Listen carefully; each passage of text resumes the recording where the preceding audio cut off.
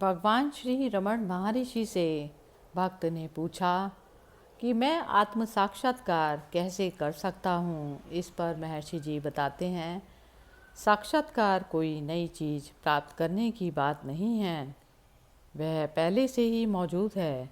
आवश्यकता केवल मैंने साक्षात्कार नहीं किया इस विचार को छोड़ देने की है।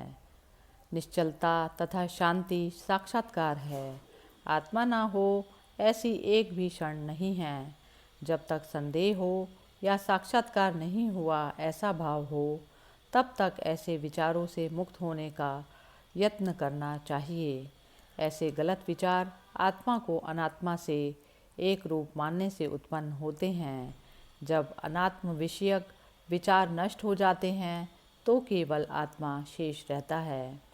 अवकाश के लिए वस्तुओं को हटाना पर्याप्त है, किसी दूसरी जगह से अवकाश लाया नहीं जाता।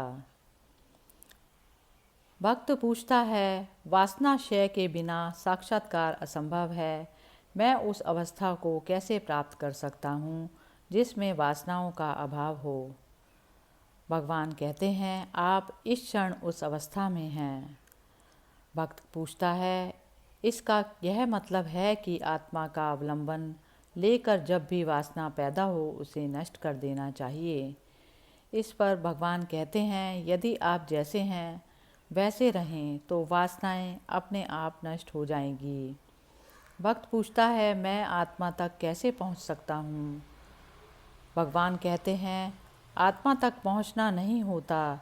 यदि पहुंचना होता तो उसका यह मतलब होता कि आत्मा इस स्थल और पल में नहीं है और उसे प्राप्त करना अभी बाकी है।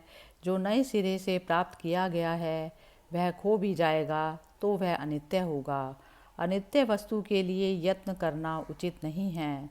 आप आत्मा हैं, आप पहले से वह हैं। हकीकत यह है कि आप अपनी आनंदमय अवस्था से अनभिज्ञ हैं। शुद्ध आत्मा स्वयं आनंद है। अज्ञान बीच में आकर उस पर पर्दा डाल देता है। सारे प्रयत्न केवल मिथ्या ज्ञान रूप अज्ञान को दूर करने के लिए किए जाते हैं। आत्मा को गलती से देह मन के साथ एक रूप मान लेना मिथ्या ज्ञान है।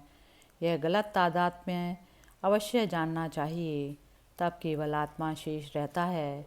इसलिए साक्षात्कार सब लोग कर सकते हैं।